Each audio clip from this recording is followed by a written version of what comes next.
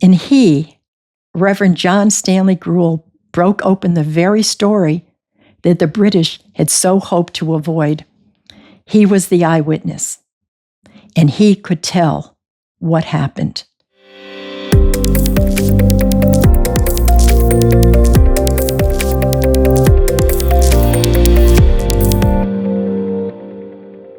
Welcome to Israel Unveiled. My name is Sandy Wezowicz, and I'm the Israel Education Director for Aglow International, a ministry with established groups in more than 150 nations of the world. A few years ago, I was at our public library returning a book, and I noticed there was a table filled with used books, and there was a sign that said, "Free for the taking."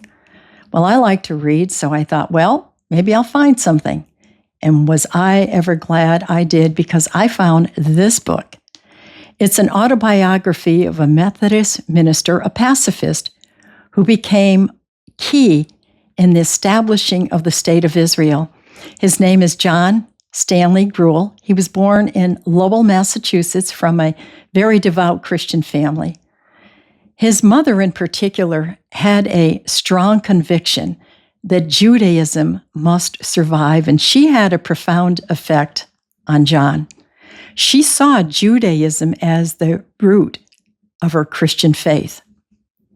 After college, John went to seminary and graduated in Bangor, Maine in 1941, and he pastored a small church in Penobscot Bay. And it was ideal because he could enjoy sailing that he so much loved to do in his off time. And God would use that hobby in an amazing way in John's life. During the first years of ministry, he developed a friendship with a Jewish judge, Joseph Goldberg, who was vice president of a national Zionist organization. And that friendship with Judge Goldberg brought an awakening to Pastor Grauel about the plight of the Jews in Europe. He became aware through that association with Judge Goldberg of the anti-Semitic incidents that he saw in small town America. And John knew that he had to do something. Eventually, he would ask the church to relieve him of his pastoral duties so that he could devote more time to the Zionist cause. His decision quickly thrust him into the movement, and he became a spokesperson for the American Christian Palestine Committee, and he traveled across the United States speaking and doing some fundraising.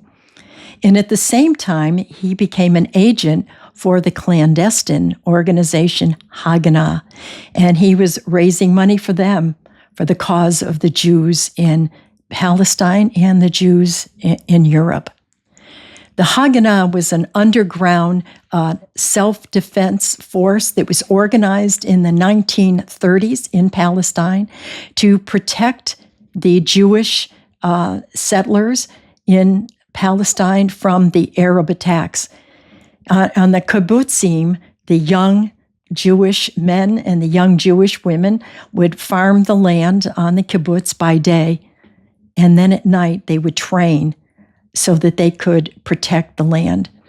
Because it was during that time that Arab attacks against the Jewish settlements were really increasing. And so it was necessary for them to be able to protect themselves.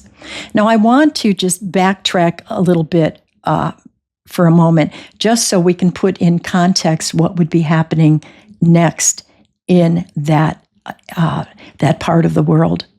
Since 1920 Treaty of Sèvres that was met in the League of Nations at the end of World War I, Great Britain was mandated by that League of Nations, which, by the way, was a precursor to the UN. And the British were tasked with to create a Jewish homeland of what was left of Palestine. Now, in 1920, with the defeat of the Turkish Empire, the Ottoman Empire. All that land of Palestine originally was set to create a Jewish state. But since 1920 and until the 1930s and 40s, 4 Arab states would be carved out of that land that had been promised to the Jews. However, with the land that was remaining, Great Britain was to help establish the Jewish state, but they never followed through on that. And instead, what they did was they drastically limited Jewish immigration into Palestine. In Grauel's book, he writes, the British role was to govern and keep the peace according to equal treatment to Arabs and Jews.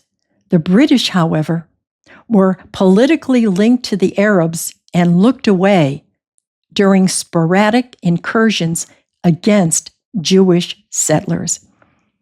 So the British then, who controlled the region, would not allow any Jewish settlers to arm themselves for protection. And in addition to that, they severely limited Jewish immigration during World War II when the Jews were wanting to flee Europe. Great Britain literally closed the doors. They would allow a minuscule amount of Jews in, and by the end of World War II, they literally cut off all Jewish immigration into Palestine and even formed a blockade to keep any ships or boats bringing refugees in from actually being able to come into the land.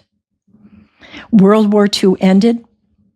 European Jewry was literally decimated. 5,000 Jewish communities were totally annihilated. And now hundreds of thousands of survivors of the Nazi death camps were now refugees in a Europe where they had lived for centuries. They had no home to return to. No one wanted them. But the Jewish people living in Palestine, they wanted them. But Great Britain had closed all the doors to Jewish immigration. So during the war, and especially afterward, there were heroic efforts were being made to smuggle Jews through the British blockade. And it was a blockade that kept on keeping those refugees out of Palestine and into no place to live but Cyprus, where they would be interned, or to send them back to the very camps that now were run not by the Nazis, but by the British. Over 60 ships, many of them were unseaworthy and they were overloaded. They tried to get through the blockade, and most of them were turned away. And the few ships that were able to get through the blockade, they were then brought into Palestine's harbors. And so the Jews who were living in Palestine, when they would hear that a ship had made its way through, they would quickly leave all their identification papers at home. They would rush to the shore on the waters. They would jump in the water so that the fleeing refugees coming off the ships would intermingle. And by the time the British arrived, they would not know who was legal and who was not. But how long could this continue? It would be one ship that would bring things to a breaking point. And this is really where the amazing story of Reverend John Stanley Grauel really begins. 2 years after the war ended and the Holocaust survivors are in desperate condition and desperate situations, Grauel was informed that the Haganah had purchased a ship. They were going to salvage this old ship, an old liner, and they were going to refit it, and they were going to take it from the United States to Europe, where they would pick up refugees, and they would sail for Palestine. Now, on that ship, it was designed for 600. Eventually, 4,500 1,200 refugees would be loaded onto the Exodus ship in France. 1,200 of those 4,500 were children. And on board was crew member John Grauel, who would eagerly volunteer to join that crew because he was an experienced seaman. I mean, he had developed his skills right off of Penobscot Bay. Every member of the crew on the Exodus, they knew that the British were closely following them. This unarmed, and I want to mention it was an unarmed steamer. The British had a fleet of 3 destroyers and a light cruiser, and it was also supported by air surveillance. And they intended to stop the Exodus ship. And it was off the coast of Palestine in international waters. They rammed the Exodus. And they forcibly boarded the ship. So the British soldiers were armed. The crew and the refugees, they had to surrender to the club-wielding soldiers who had boarded with their gun blazing. And the Haganah commander, Yossi Harrell, he realized that the British were even willing to sink the ship with all 4,500 people on it if necessary. So the Exodus surrendered. It limped back into Haifa Harbor, where prison ships were waiting to take all of the refugees back to Europe to the camps. And as I mentioned, those very camps where they had been interned and horribly, horribly treated with great suffering by the Nazis. But now they would be literally imprisoned by the British. The international news agencies were deliberately kept far away behind fenced areas so that they could not see what was happening, so that they couldn't report on it, because they knew, the British knew, that the scenes of these suffering refugees would make world news and it would impact people's perspective about Palestine. Remember, Great Britain had been tasked with that area to get it ready to turn over to Jewish governance by that 1920 treaty. So Reverend Grauel was an eyewitness to this violent confrontation. He saw the death of the 2 crewmen that he knew well, and the wounding of those 200 people being carried off, and that the fact that it was being hidden. And he realized that he alone was in a unique position to be able to refute all the false charges that were being made by the British that the Jews were armed. He knew they weren't. And he was angry at what he was witnessing. And so he began to confront the authorities that were in charge. And he declared that he was a Methodist American pastor, a volunteer on the Exodus, and that he had witnessed everything, including the ramming of the ship and the violent confrontation that took place on the ship with these unarmed people. He knew that he was in a unique position. So what the British did is they arrested him and they detained him at Haifa's Savoy Hotel. But once there, he learned that the foreign press, who had been kept away from the scene of the Exodus, were actually gathering in an adjoining room. So before a police escort could stop him, he rushed into the room where they were all gathering, and he announced himself and that he was from the ship Exodus and that he would be willing to answer any of their questions. And immediately, you can imagine, all of the reporters rushed up to him. And it's interesting that actually quite a number of them knew him because of his work in the United States with the Zionist organization. And he, Reverend John Stanley Grauel, broke open the very story that the British had so hoped to avoid. He was the eyewitness, and he could tell what happened. And now the world would know the truth. But the work that John Grauel had wasn't done. And in his biography, his autobiography, he writes this: I was questioned at length, answering as freely and fully as I could.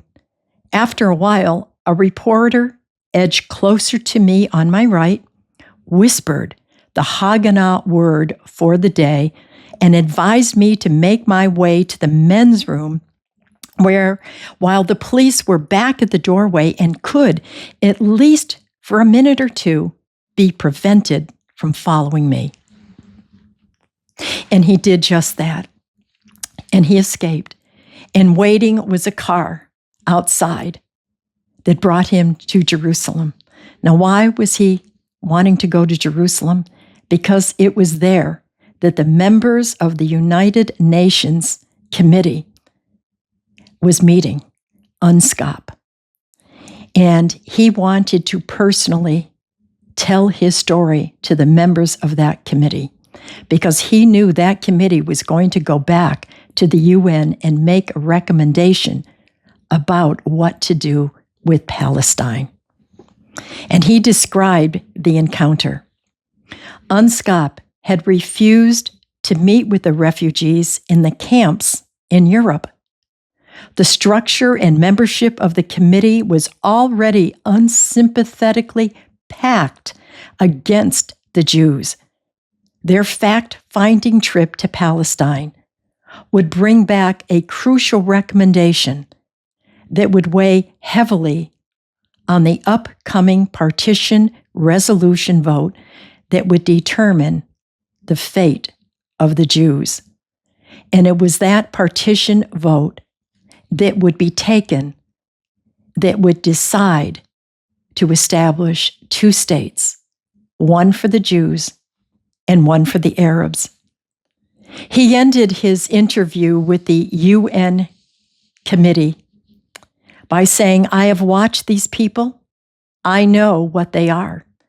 And I tell you, the Jews in the European displaced persons camps insist on coming to Palestine. They will come to Palestine, and nothing short of open warfare and complete destruction will stop them. Because of that, no doubt, because of that, the committee then went to see the refugees and hear their stories in the camps. And they went back to the UN and they made their recommendations. UN Resolution 181 passed on November 29th, 1947. It created two new independent states, one for the Jews and one for the Arabs. Golda Meir, who was Israel's first female prime minister, said this: Reverend Grauel's testimony and advocacy for the creation of the Jewish state fundamentally and positively changed the United Nations to support the creation of Israel. The State of Israel recognized Pastor John Grauel through the Humanity Medal, the Fighter for Israel Medal, and the Medal of Jerusalem. Reverend John Stanley Grauel is buried in Jerusalem, Israel. His gravestone is marked by two stars of David, a menorah, and an anchor. And at his burial, many representatives of Jewish agencies attended to honor this Christian pacifist minister who, in a crucial moment in history, courageously played a key role in establishing the State of Israel. I hope you've been inspired by how God has used one man to make a mark in history. And if you've enjoyed it and you've been inspired by this podcast, I hope that you'll visit other podcasts of Israel Unveiled and that you will click like and share. Be blessed, and shalom.